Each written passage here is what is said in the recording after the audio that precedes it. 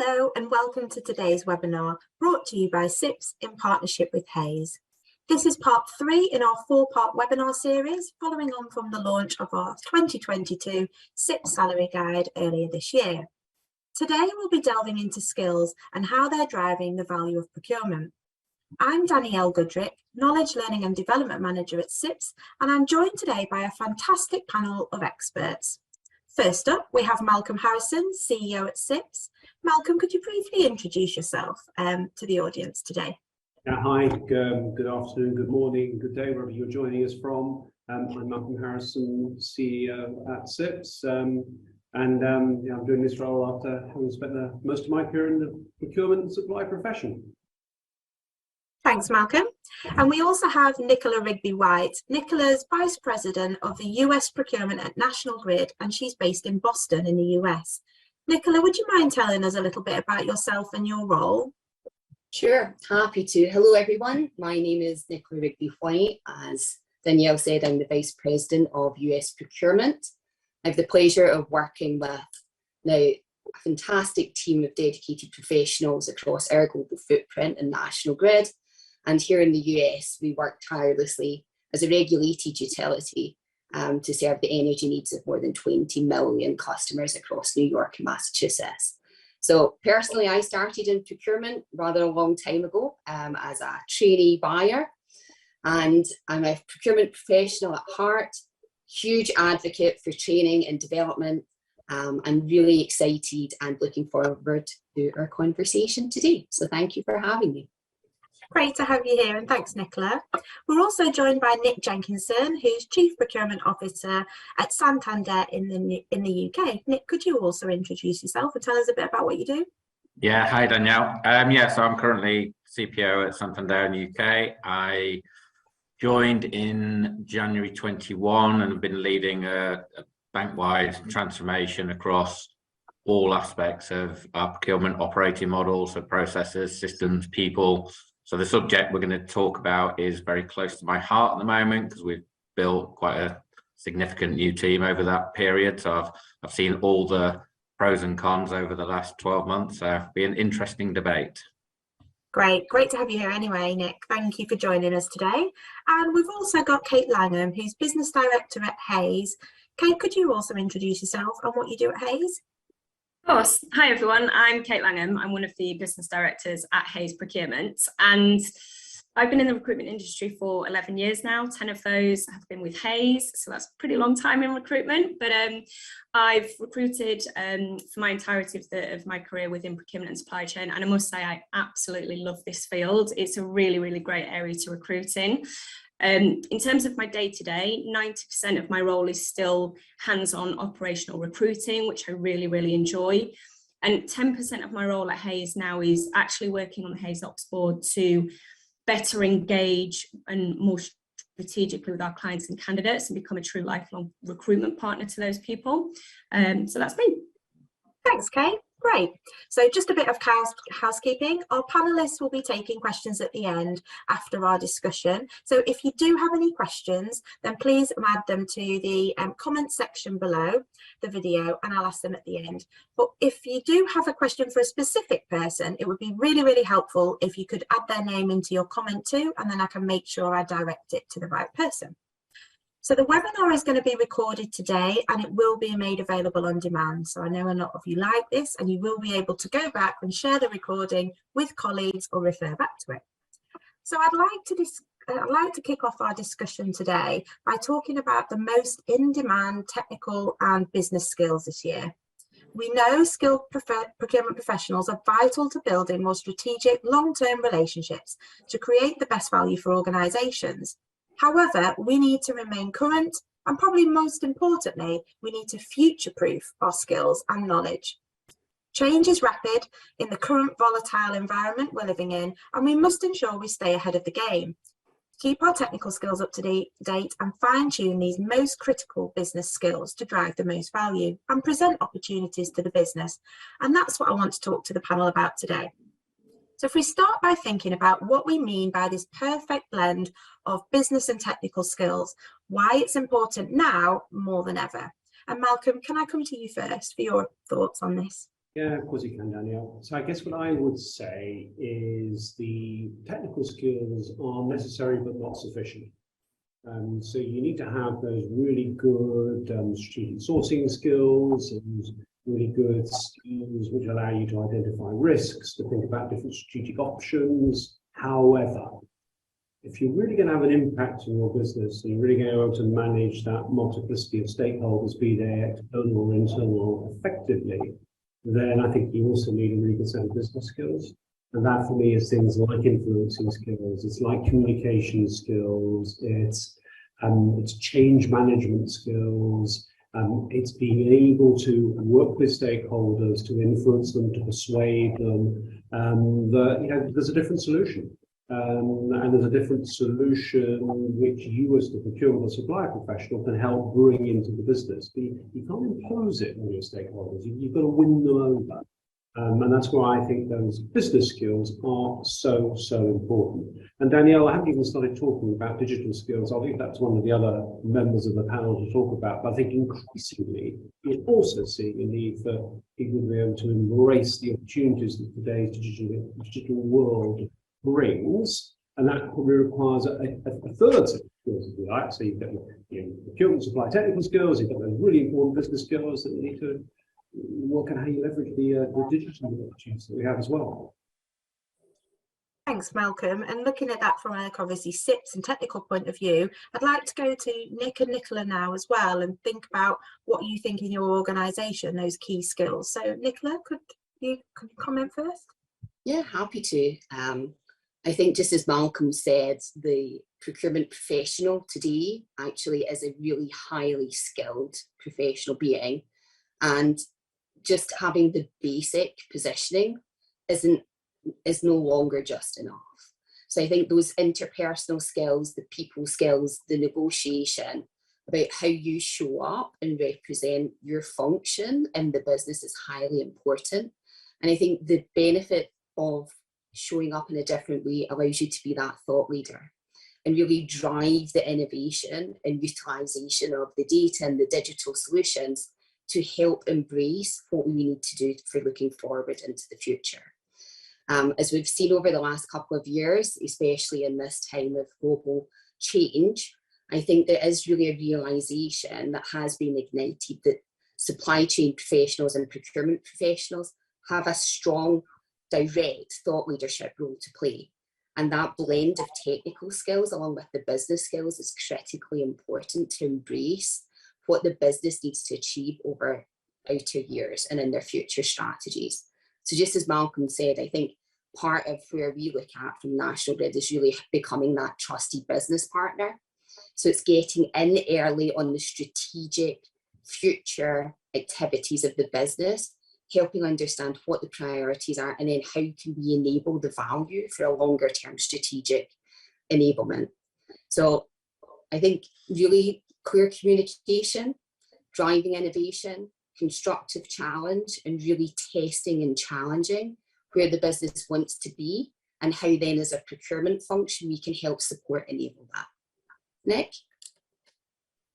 So yeah, I mean, obviously I agree fully in terms of what we were just saying. In previous role, I used to say to sort of wider team that really I was paying for their brains and personality, because the reality that's what you are looking for. It's not necessarily sitting behind a screen or how they're dealing with Excel. It was trying to bring all of that together. I think looking at it slightly different, and I guess looking at it from a leadership perspective, I do think it depends what type of roles, because I think having the right operating model and trying to get the right skill sets in the right place, because obviously, taking Malcolm's point, if we're looking for extremely high data-driven individuals, they're going to be different in terms of what their business skills are, and actually you are paying for a very, very high technical skill.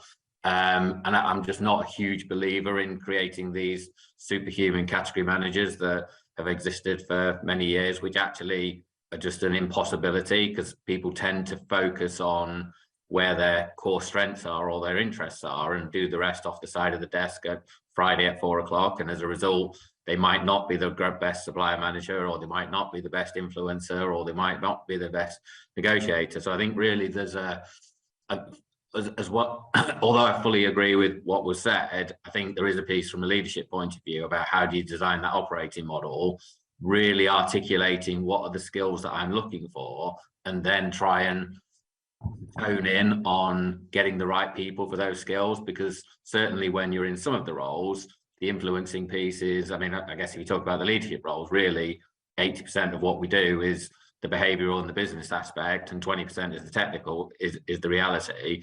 But different roles are obviously very different. So yeah. Great, thanks, Nick. And yeah, you're right. It's about relative to the role and relative to the environment that they work in and what's needed. So if we try and delve into this a little bit more, then there's lots of questions around these skills about kind of what's right for now, what's right for the future. Do they vary by sector? Is there anything that's kind of particularly tricky to combine? Maybe where the gaps are. So really, I want to find out from you all is, what kind of trends do you see coming through? So to your point, Nick, elaborating on that conversation a little bit more throughout your kind of changes over the last year. And are skills shortages getting better or worse? How are you finding the environment? Kate, if I can ask you first what you're seeing from the recruitment side, that to open up the conversation, that would be good.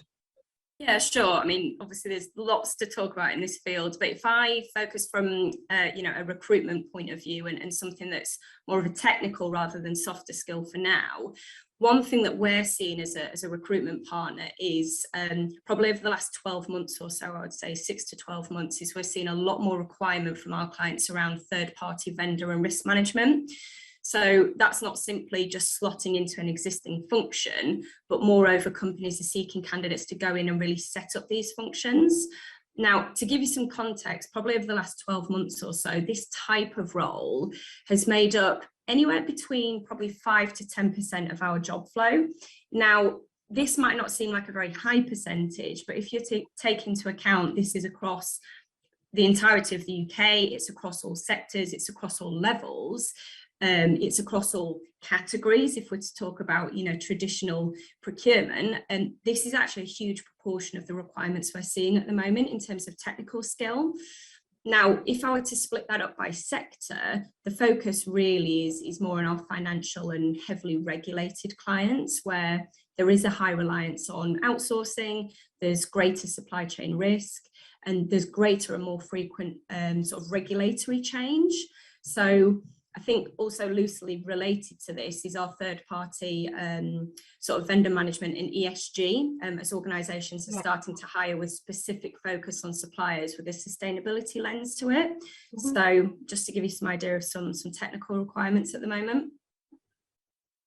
Okay, thanks. And Nick, what are your thoughts on any kind of gaps you've seen when you've recruited, I think, nearly a pretty much new team, did you say, and any kind of things that you struggled with?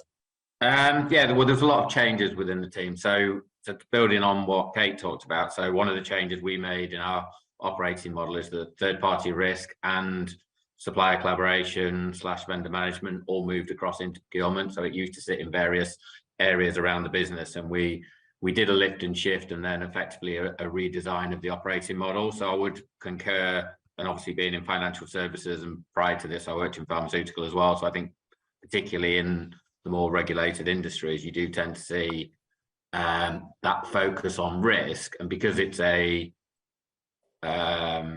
less developed skill, I would say, in the traditional procurement place, then it's really about trying to, again, coming back to that piece of what are the skills we're actually looking for, because you might not have the person who's had 10 years of experience undertaking that role. Similarly, in supplier collaboration, so we've made supplier collaboration and risk quite a core part of our operating model. So about 35% of the team, of the wider team, are all focused on 100% focused on those activities, and really trying to look at the technical and the behavioural traits has been quite important in trying to do that.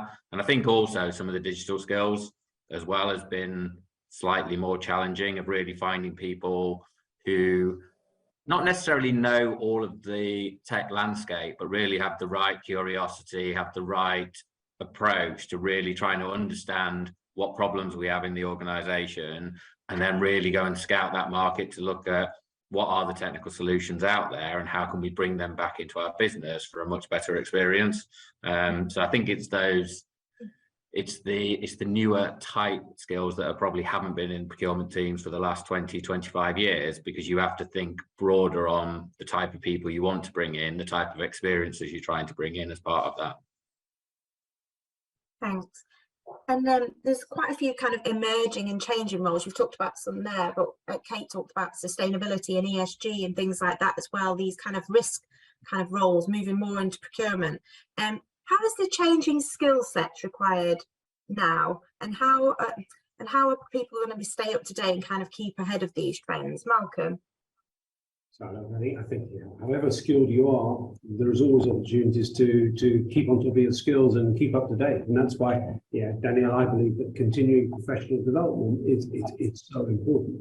And continuing professional development can be about learning new skills, perhaps some new business skills. It can be learning some new technical skills as well.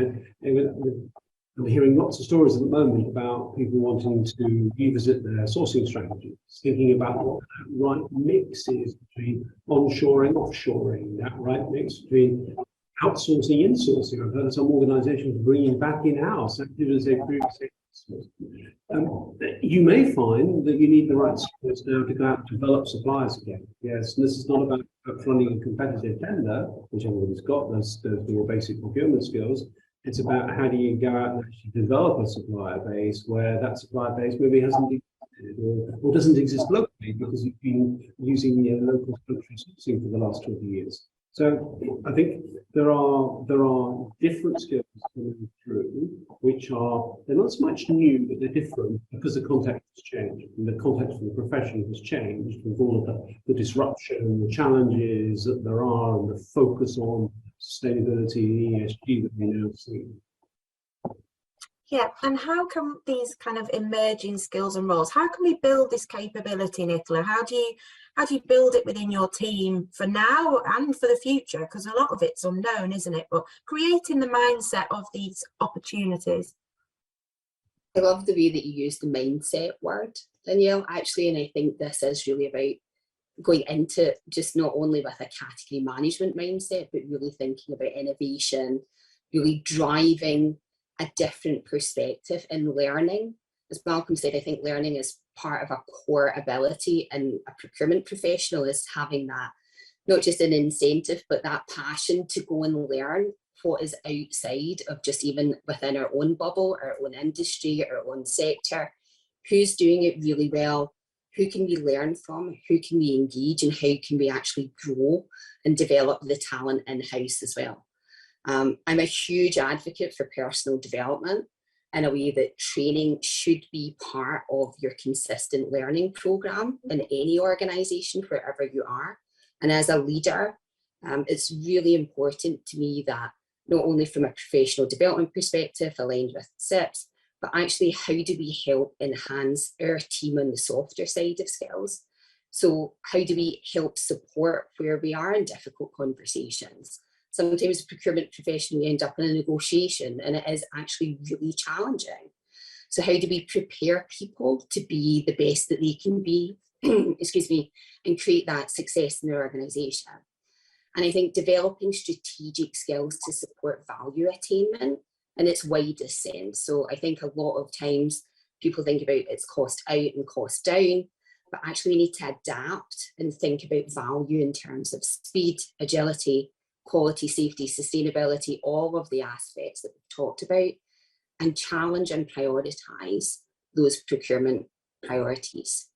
I think risk and resilience, we've mentioned that as a core skill. It's a learning opportunity. I think throughout everyone's professional career, you've all hopefully had opportunities to go and learn. I worked in a controls division for a while, and I think honestly working with controls and audit was one of the best experiences to understand how we approach risk and resilience and bring that back into procurement profession. These risk and resilience skills are highly sought after in our market, very desirable. Navigating our supply chain uncertainty at the moment, And given the ongoing economical and political and just the natural disruption, if you think about that in the context, it's highly desirable skills. So I think just really think about what is important. And I think Nick mentioned this, everyone has a personal strength, and sometimes the passion there can be aligned into what the role can be in National Grid, sorry, I've just seen it from my company, but within any organisation. And I think that challenge in a procurement environment is, how do you create that passion and really drive it to sustainable long-term value for our business? Daniel, can I just pick up on something that Nicola said there, which is, I think, the importance of experience and learning through experience, not just learning through training courses.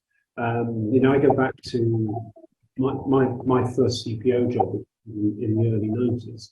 And then when I came out of that, I then went and spent 3 years in a business environment. So this was a sales general management role. Yeah, completely opposite set of skills from what I had previously been doing. When I then came back and did another CPO role in an organisation, I am absolutely convinced that the selling skills that I learned, the stakeholder management skills, the business skills I learned at business unit role, helped me hugely coming back into another CPO role. So I completely agree with having this breadth of skills, but I do sometimes think the best way to get it is to go and have a different experience. Yeah, different experience. And not all of the skills we're talking about today can be taught, can we? Some of them are inbuilt in us. The need to go into organisations, especially in the current environment, and challenge, have that curiosity, create those opportunities, and also the solutions as well, and what the business is looking for. So Nick, what's your perspective on this? In terms of the emerging procurement. Yeah, in terms of skills and how you get to those, how you keep them up to date, and finding those niche skills that you're looking for in the kind of the new procurement. I guess building on, again, one of the things I talked about, and just building what Malcolm said, I had a conversation with somebody regarding digital skills, where somebody was trying to argue that you can't teach digital skills, and I do think there's probably quite a strong element in that, where just actually the being involved in the initiatives, being involved in immersing yourselves in technology implementations is a very, very strong thing to do. And sort of what I've seen over the last couple of years, and probably my last 4 roles have all been transformation roles, where you obviously get involved in lots of different aspects as you're going through change, and you've seen a real continuous development of the wider teams that we've had involved, just through the on-the-job learning as much as anything else. I think wider, obviously, in terms of what you're offering here, and I think also other competitors you may have in the marketplace who offer other events, but I think actually just going and having that, I mean, I personally, where I find the events useful is having that time to think. I think your brain gets into a different place depending on your activity, and when you're in the kind of craziness of day-to-day work activity, you can really overlook things. And I think having that time where you're out of the office, going and having the networks, having the peer-to-peer conversations, also I find a massive opportunity really to get your brain thinking and thinking about new opportunities there. Okay, thank you. And we've talked about these kind of desirable skills, but obviously every business is going to be fighting for these skills. There's lots of businesses trying to retain and develop their talent. So I'm looking from your perspective, what are you doing as organisations or kind of previous organisations? What have you done to try and attract and retain these talented individuals? Nicola? Sure. I think in terms of recruitment and retention as both top of our list, I think really one core area from my function as well is about how do we show up in a diverse and equitable and inclusive way. So that's not going out to the market and being really respectful about how we engage and really challenging those unconscious biases How do we support our leaders really drive in a way that they're finding the skill set that they need to do the job? So the challenge then becomes is the engagement strategy around the front end and ensuring that the person that's coming into the organisation has the same value and skill set that's required. And I do think as well that the trust and the enablement of a culture and how the team shows up together and how we want to work and collaborate has to match the personal type of skill that is coming into the business. I think it is a two-way challenge, and I think the retention comes out of feeling valued, feeling trusted, ensuring there's development and there's opportunities for movement. I completely agree with Malcolm. I think the experience and the breadth of opportunity that an organisation can provide can allow you to develop and enhance skills that you might not necessarily get. And actually that can help you move through the organisation and through and up in the organisation as well, and then externally. So one benefit can become of being in a highly regulated environment is actually there's a lot of transferable skills, not only from a utility to pharmaceutical to financial. Being in a highly regulated market allows you to understand what that looks like and what the constraints are. But I do think for people and a person, I personally love working at National Grid. We're a customer-centric organisation, and I feel very passionately about the people and the team and creating that ethos around where we show up together as one team, and it is about how we drive value into the business and support what their goals are. Thank you. And Nick, what have you done at Santander? I guess there's probably a number of aspects, and probably in previous roles as well, and I kind of like to think of it as sort of 4 key pillars. So I think it all comes down to really storytelling and being able to take people on why would they join you in the first place? What is it that we're actually offering, and why are we different in the marketplace? And I think we've had a lot of success, particularly in quite a challenging time. We've built up a very strong team probably over the last 12 to 15 months. I think we made some mistakes as well where you kind of probably didn't quite get the fit right, the cultural fit. So if you think about the 4 pillars that I was talking about, really it was the thinking big to start with. So actually, what is it we're trying to achieve? Secondly, and I'll keep banging on about this, but getting that operating model right that brings the best out in people, because actually we try and put a lot of square pegs into round holes quite often, and actually it's about getting that operating model that really gives people the environment they can flourish. I think then focusing on delivery, because I think that the credibility that gives you as a team overall, but also how that bonds you brings you together as a team is really important. And actually have fun. Ultimately, we all spend a lot of time in work. You spend a lot of time with your work colleagues, and we all want to enjoy it. And so you want to really create that cohesive team approach. What we have done, I think, reasonably well, particularly the last 6 to 9 months, is within Santander, rather than the traditional employee engagement process, which goes on every year, we do it every month now. So we have a monthly engagement process. So, and it, even though you think we've created psychological safety and we're in a good position, we know how our people are feeling, you do have blind spots. We all have blind spots, and actually it's been really useful to give us all a bit of a kick up the backside and a wake-up call to say, right, actually we're clearly not doing enough here. And then you can see your actions and the improvements in real time. So literally within certainly 3 months, you can see the improvements of what you've done. And so we've really focused on how do we get our scores up from an engagement approach, but it's really about creating that environment, I think, that's really people want to join you, then creating the environment where they flourish, and then listening to them, taking that continuous feedback about how do you improve and evolve. Yeah, and living and breathing those values, isn't it, as well, and making sure that they are there. Can I ask you, from obviously a recruitment side, you deal with lots and lots of organisations. Have you got any shining examples of people that have done things really well, or perhaps not so well? What stood out for you? Yeah, obviously I won't mention any names. Names if you don't want to mention names. Yeah, no worries. Well, firstly, I would just agree with something that Nick mentioned early on in his answer there, in that as an employer, if you are looking to hire or you haven't hired in a few years, the one thing that I always stress to my clients at the moment is an interview is very much a two-way street. It's a two-way process. Gone are the days that, you know, as a candidate would go and sit there and they'd be thankful for the job and, you know, and that's it. You know, you have to really get under the skin of the candidates you're interviewing. What makes them tick? What are they looking for? What are they motivated by? What are their long-term career goals? And then does your organization fit them? If so, you need to be selling, because candidates do have a lot of choice at the moment. So you really have to decipher, you know, is this candidate right for you? And you need to make sure that you are right for that candidate as well.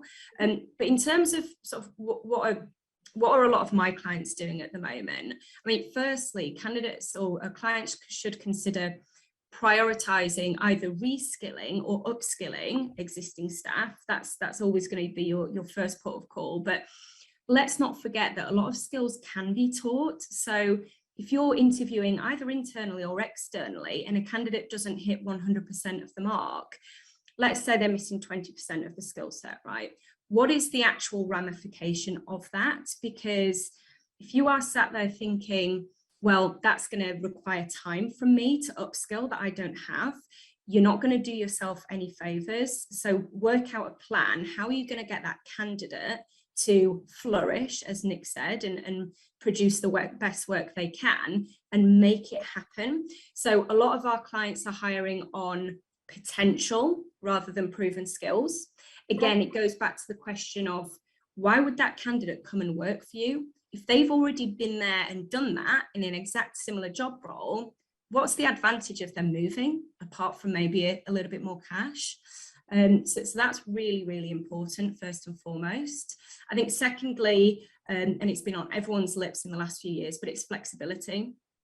Okay, so employers that don't offer hybrid working options are at risk of not only losing staff, but not attracting as many new hires either. So employers should consider if any of their vacancies could be carried out remotely. Not only does it provide access to a wider talent pool that isn't limited by location, but it also opens up opportunities for those with maybe caring responsibilities, or people that have accessibility issues, or people with neurodivergencies that may prefer to work in a remote environment. So we have had clients who have a 2-day in the office working pattern, and that's their policy. But actually, when they've interviewed the right candidate, so for example, about 6 months ago, I placed a candidate into a procurement consultancy, and actually, because of his own special medical requirements, it actually wasn't beneficial for him to go into the office. So he said, look, this is my situation. I'd really appreciate if I can work 100% remotely, even though that's against your policy. And they worked around it and they made it work, and he was right for the job. So yeah, I mean, flexibility is an obvious one. Yeah. And while salary remains really, really important, and everyone is going and you know, receiving more money in the last year, 2 years, we have seen people increasingly more attracted to roles that offer a good work-life balance, and organisations that prioritise their purpose and their social responsibility and doing good. So again, this links into the sell. Why should a candidate join you? I mean, Hays itself is just rebranded, and one of our new values is actually doing the right thing. And that can manifest in lots of different ways, but it could look like staff volunteer days, it could look like charitable support, it could be demonstrating and vocalizing your sustainability strategy. So I think that is really, really important when you are looking to retain and attract staff. Thank you. And that's really important, that two-way kind of mechanism, like you're saying. Okay, we've talked a lot about candidates, people coming into your team, but I'm quite keen now to look at the skill sets for leaders now. So you as leaders, how have you had to change your leadership style? And as a modern leader, do you think professionals want a different type of leader now on the other side of the foot, and a different interaction perhaps? And have you had to adapt your skill sets accordingly for this? Nicola, can I come to you first? So this is such an interesting question. And I think there's so many different types of leadership styles. Now you've got autocratic, visionary, transactional, people go into that line. And I think I would actually challenge that. I think everyone has a quite unusual leadership style and an affiliation with a style of leadership that works for them. And I would say as a procurement professional, I've always thought about my own leadership style as being very people focused, aligned to relationship management, driving for performance through coaching and development. And I think the biggest sign of a leader is how much you can help your own team be successful and drive and now grow and lift them up. And I think if there is one lesson that the pandemic and current global affairs reminds us of, is that we have to be really intentional and thoughtful leaders.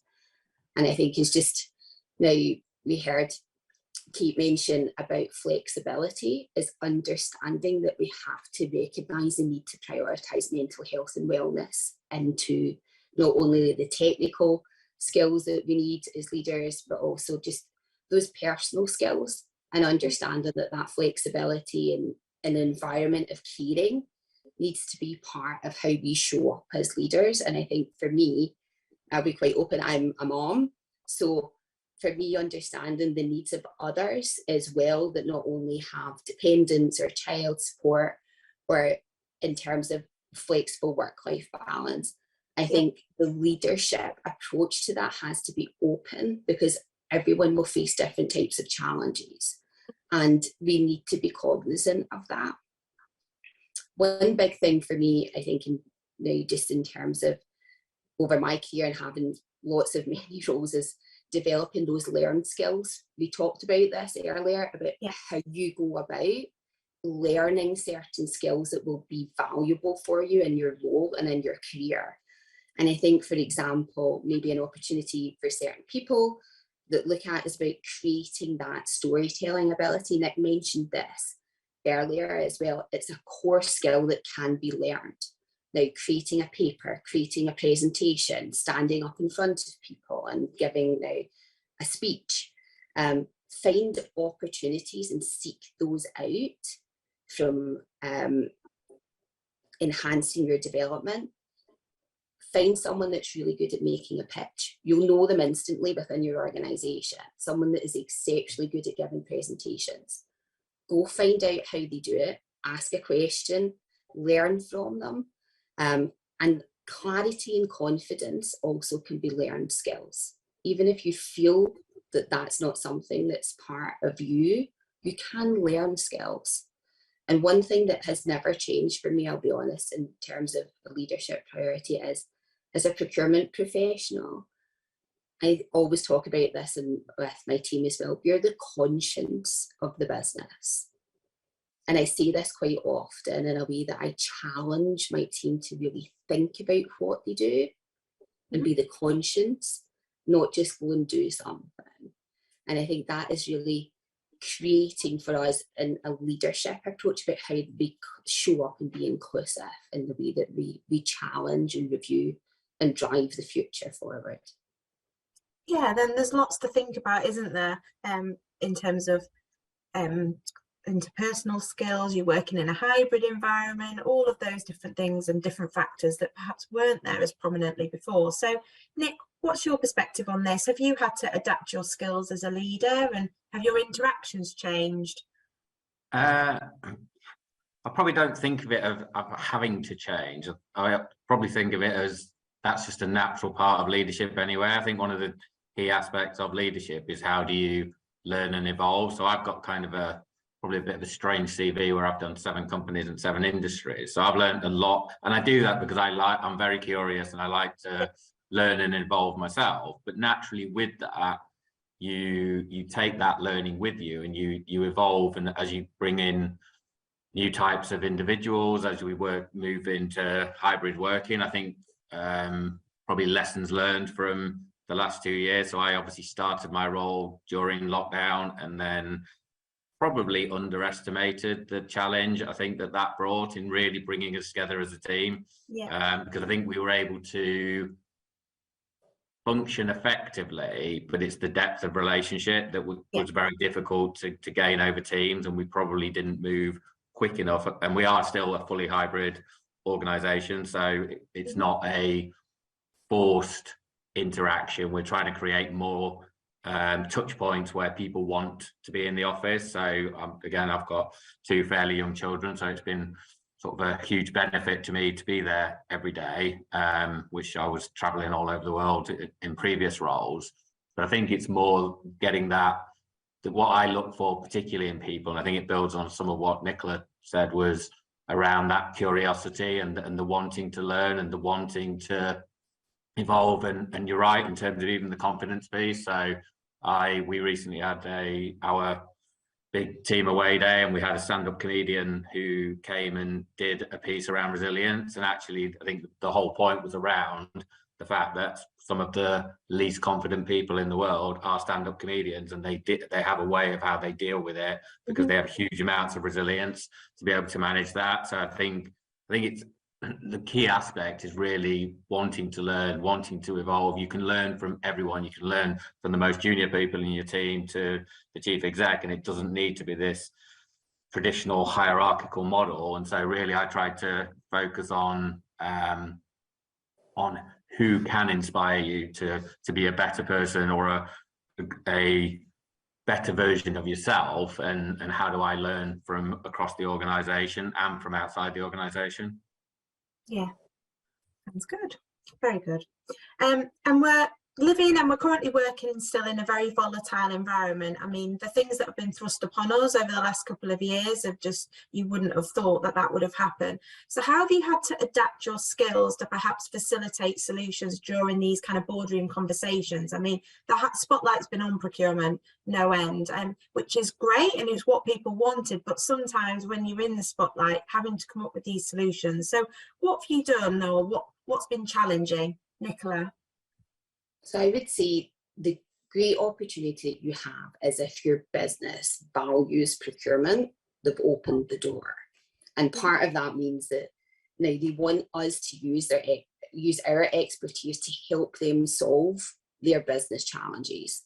And part of that means engagement, as I mentioned earlier, really early on in those strategic developments. I think part of what we need to look at, and looking at the board level conversation, is critical strategic planning. And strategy takes discipline.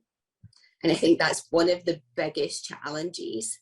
Adapting your known skills to fit the outcome takes practice. You've got to know your audience. Now you've got to do your homework, and prepare and facilitate if solutioning can actually be really tricky if you've not practiced it. So I would say that when you're trying to do solutioning, especially in those situations, know your strengths, know the strengths of the people around you, and leverage that. And especially if your natural tendency is actually you want to provide the solution constantly, it's really difficult to take that step back and really think and be reflective. So it's okay to understand as well that you might not reach consensus in some of these discussions, and that's fine, because there's a time to react and there's a time to reflect. And I think that is really cognizant in the way that sometimes the world is speeding up and everybody wants us to move faster, and why are we not moving fast enough? The reality sometimes is that we do need the time to think and reflect and solution, and really actually having an active conversation with a lot of different skill sets and opinions can create a better solution. So part of it is really, one skill that I've learned and shared is, when you're going into these types of situations, prepare a list of open questions to try and help you practice what you might ask in these situations. Now, have our risks changed since our original plan? Are we measuring what matters most for strategic progress? Are these results surprising? What reaction are we seeing from our employees, from our competitors, from our public? And just remember that every conversation is a learning opportunity, and ask for feedback. It's one of the biggest gifts that you can get, is just take the time to ask, and more often than not, people will actually give you genuine feedback if you're open to it. And I would say that I think that's the biggest skill in being able to adapt and be flexible, is around learning the environment that you're going into and then reflecting back on what skills you need to make yourself more successful in that space. Thanks, Nicola. And Nick, your thoughts? So from a personal point of view, I think fine, because I guess my natural personality is what I think there's a stress and performance curve, and I'm probably quite high in that. I like the high stressed environments, and therefore that brings out better performance. It doesn't for everybody, and I think it's something I've had to learn. Coming back to your last question, from a leadership style, it's actually keeping me grounded, and I surround myself with people who keep me grounded within that. So actually, things like the changes that have gone on, which is why I guess I enjoy transformation. It's why the last two industries I've gone into have both been quite heavy regulated industries that I've never worked in before as well. So I think from that aspect, it's been fine from my perspective. I think coming back to what Nicola was talking about, I think it is all about the learning piece. I think it's trying to push yourself out of that comfort zone. And even if something can seem irrelevant today, it could be very, very relevant in a week's time or 2 weeks' time or 3 weeks' time. And I mean, I guess I've become a fairly high level of knowledge in third-party risk just because of what I've done for the last 7 years. You've worked in two of the most regulated industries and had some challenging environments within both of those as well. So I think it comes back to that piece on learning and just really trying to get into the mindset of always seeing every opportunity as that learning opportunity, and how do we start to build on that, and also really looking outside your industries. I think we can tend to focus too much on direct peers as opposed to what's going on in other industries where procurement might be a slightly different role, but actually there's a lot we can learn from within that. So I think they're the key elements for me. Thank you, Nick. Malcolm, do you have any perspective, obviously, from some of the leaders you talk to? Well, so look, Danielle, there are lots and lots of answers to this question. I think you can't underestimate the importance of learning and the importance of actually having a really good boss. And it's something that very, very seldom as a individual you get a chance to choose your boss. But I tell you what, if you do get a chance to choose somebody really, really good, and you're able to spend a decent period of time with that individual, I think you can learn a huge amount from somebody like that. I think back on my career as a couple of people I worked for, probably two of the best people I ever worked for. They were outstanding coaches and mentors as well, but they were kind of doing it. They were doing it. And I think as a leader, you can always learn. It's quite lonely when you're leading a business, and there needs to be somebody that you can learn from. So actually, your boss has a really important role there, and I believe it's more of a coaching, mentoring than anything else. And so I would never underestimate that. But if I can say that, what some of the others have said, I do think it's those skills like being inclusive, like being customer centric, like thinking about communications. I think those are the skills we need to really develop, as well as those good, strong technical skills. But it's the other skills which are really going to progress, and actually to get the most out of those technical skills as well. Thank you. And Kate, then, what are you hearing from clients then about what their challenges are in the boardroom? I mean, yeah, there's so much to talk about in this space, isn't there? But I think linking back to something that everyone has sort of mentioned, I think it's about having, if we could define it as emotional intelligence, whether that's dealing with your key stakeholders internally, whether it's your strategic suppliers externally, or whether it is with your team members internally. Linking to what Malcolm said there, people work for their direct leader. They don't work for the organisation. So that is so important when people are making decisions around their procurement careers. As a leader, do you know what makes your team members tick? Do you know why they get out of bed in the morning? If you don't, go and find out. And I think Nick was right. People flourish and respond differently to different environments. So as a leader, can you push your team out of their comfort zone and challenge them within reason, obviously?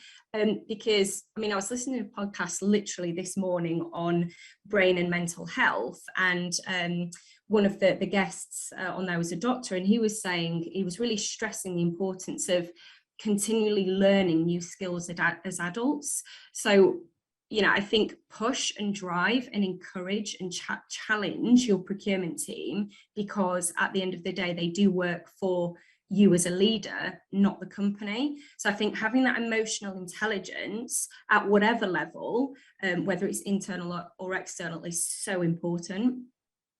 Thanks, Kate. And I know I'm running not close to time because we want to open up to the audience questions, but before we do, I'd just like you to all leave a key takeaway for the audience today in terms of what your tips would be or thoughts would be. Malcolm, can I come to you first? Oh, Danielle, I guess it's an easy one for me. I would always say, make sure you confront the brutal facts. Challenge, be brave, but take decisions based on the facts. And if you take decisions based on the facts, then whatever happens, you always, I think, have a very clear conscience, and 90-something% of the time, you'll end up taking the right decision for your organisation as well. Thank you, Nicola. I would say that I think the core to this conversation has really been open to new learning experiences. Mm-hmm. You embrace that. How do you challenge yourself? How do you have a level of maybe healthy skepticism, especially in the procurement field? I think that's something that we all need to go and nourish on. And it's a sign of trust when people invite you in. Feel valued about that, because you have something to share as a procurement professional, and you have a learning opportunity at that moment also. Thank you. And Nick? So I won't repeat what I said, so clearly I agree with that as well, but I think focus really on the vision of the direct leader, who really try and push, if you're going into a new role or you're thinking about what that next move is, really try and understand what that vision is, what that story is, and whether you can really buy into that. And is it a model that you think you can flourish in? I think too often over the last certainly 5 years, probably 10 years, there's been too much conversation around talent shortages. And I think more often than not, it isn't necessarily a talent shortage. It's actually, from a leadership point of view, we probably needed to look in a mirror about how have we designed operating models, what are the environment that we've created. Our role is to create an environment for others to flourish in, and you can't just use the excuse of there isn't the talent in the marketplace, because I think quite often there is. We just don't create the right environment. So I really, probably huge recommendation for people is really look at who you'll be working for, look at that story, and really push them as hard as you possibly can, because as Kate said, it's very much a two-way process these days, and therefore you should really focus on getting the best for what is going to make you tick. Good advice. And Kate? Yeah, absolutely. I think from an employer perspective, definitely encouraged to hire on potential. If the candidate has got the right attitude, are they inquisitive, would they engage well with your stakeholders and your team, then absolutely look at potential rather than proven skills. And as a candidate, I encourage you not to be afraid to apply for a role if you only hit 60-70% of the criteria on an advert. The one thing to be sure there, though, is if you get the chance to interview, there's two things that an employer will look at. One, do you have the capability or potential to do that role, which is the technical part of the interview. But secondly, do you actually want to do that role? So in the areas that you may be lacking, what are you doing about that proactively to upskill yourself? And do you have that desire and motivation to get yourself there? And that is what a good leader and a strong leader will look for. So don't look at what you're missing, look at how you can get there and demonstrate that you've got the passion to do that. Thank you. And thank you all for your insights. So I'm going to now open up to questions. We've had quite a lot. I don't think we'll get through all of them today, but what we will do is a follow-up to the ones that we don't get through. So I'm just going to start with the first one, which is a generic one. How can procurement successfully shift its reputation in a business from cost-cutting to more customer-centric and business-enabling? It's not directed to anyone in particular, so I'll open that one up to the panel. Does anyone want to go first? I can, given what I just talked about a second ago. I think number one, I think don't see cost-cutting always as a negative, because the reality is, I think Nicola mentioned it earlier, you've got to get a level of credibility, and certainly our organisation has been in the public domain, so there's nothing that I can't mention. We were going through a big cost programme in the last couple of years. As a result of that, we as a function gained a huge amount of credibility. It didn't mean that we're a cost-cutting function, because actually we've got a big risk element, supplier collaboration. So I think it's all about focusing on delivery, then getting your operating model right, so you're focused the right people and the right resources in the right places, really. And just think really about what it is your business is looking for, because actually if your business is looking for cost reduction, then there's nothing wrong with being cost reducing procurement organization. And with inflation, as inflation is currently, that is going to be a big lever for many people over the next 12 to 18 months. So I think we do have this sort of huge negative view of, I can't just be about saving costs, but sometimes that is a necessity within the organization. That isn't the only thing you want to be famous for, but it's really about then trying to build on that. So yeah. Yeah, I guess I'd add to that, Danielle. I agree entirely with Nick. You need to start off by being credible and by getting a reputation for delivery and being aligned with whatever the business objectives are. So you have to get that bit right first. Yeah. And then I think it's all about communication. I think it's all about how you talk to your internal stakeholders. It's about how you engage your internal stakeholders. It's about how do you get the conversation to be into more of a discussion around how do you add value. But you're never going to get that if you haven't got the credibility first, and if you haven't delivered, there's a reputation of delivery, and if you're not aligned with business objectives. So again, on my early CPO roles, I spent most of the first year selling. Yeah, because I was selling internally to the business about the value that the function could bring. Get basics right first, be aligned with the business, and it's about the stories you tell. Many people said that this afternoon. It's about the stories you tell, it's about how you communicate. We've got an interesting, thank you Malcolm on that. We've got an interesting question on risk and resilience skills, which we've touched on quite a lot throughout the webinar today. So what's the best way to develop and gain these risk and resilience skills? Anyone? Nicola, I'll go. Yeah. So, I mean, we mentioned this earlier about opportunities. So in most large organizations, there will be a risk department. So go talk to them, because they are the experts, and build out your skills in terms of understanding what that looks like. Now, the part that we need to do is understanding the risk and resilience in the supply chain. So the usefulness of the skill set build is how then we interpret what that risk is and then translate it to our business to help them understand how they can mitigate it. So the resiliency skills that need to come through that is about how do we mitigate the risks that we see. And really that is about proactive management. And I would say that the strategic importance about building those skills is really about how you manage the range of supply chain risks and grow your mindset into not just thinking about a black swan event that clearly has happened, right? But actually, how do we create business continuity plans? How do you get involved in activities that support what we do centrally as an organization, or what you do centrally as an organization, and really go and test and challenge? That's probably one of the best ways that I found to understand what it means in your business and what risk means to your business and the risk appetite. Thanks, Nicola. I'm just going to try and fit in one question before they tell me to stop. How does your organisation assess the skills of an individual against those specified in the role profile, and how well is your approach working? How do you assess the skills which you've all agreed are increasingly important, like someone's curiosity or innovation or leadership? Nick, you might be well placed to answer this.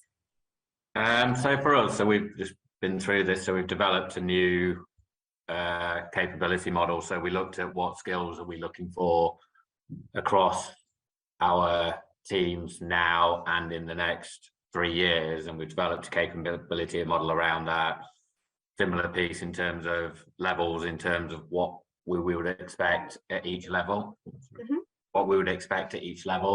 and really then have gone through gap assessments to try and understand using 360 feedback plus the individual's feedback plus the line manager's feedback, which we've then created the development paths off the back of that, and then we've sort of overlaid some of that with the behavioural piece as well, which came out of the behavioural assessment plus the technical assessment that we've been through as part of that capability model. Okay. Nick, I can just build on Nick's point about, Yes. about behavioural skills, business skills, because I do think that different skills need to be assessed in different ways. And sometimes you may, and certainly behavioural skills, very often there's not a right or wrong, it's just different. And then different people are different. And actually one of the important things is to understand how different people are and how then different people do operate. But sometimes you need to get some help. And you need to bring in somebody that can help assess those different skills. Sometimes you need help in terms of assessing procurement competencies. I think you very often need help in terms of assessing the behavioural skills. Yeah, and quite often they're hard to quantify some of those skills as well, aren't they? It's right or wrong. It's just different. And what's important is you understand what those differences are, and then you work with those differences. You don't want, shouldn't use a football analogy today, I suppose, so I'll use a cricket analogy. You don't want a team of batsmen or a team of bowlers or a team of all-rounders. You want a blend. Yes. I think any of us have a function to say that's the most important thing, is you have that blend of skills within your team. One way that you can help yourself is ensure that you have diversity in your interviewing panels as well, that you get a range of viewpoints, a range of opinions when you are assessing a candidate's suitability, because everyone has their own strengths and weaknesses, and everyone has their own level of self-awareness. So something that you might think you're strong at and you can assess suitably with a candidate may not actually be the case. So I think just having that diversity throughout your interview process will be key here.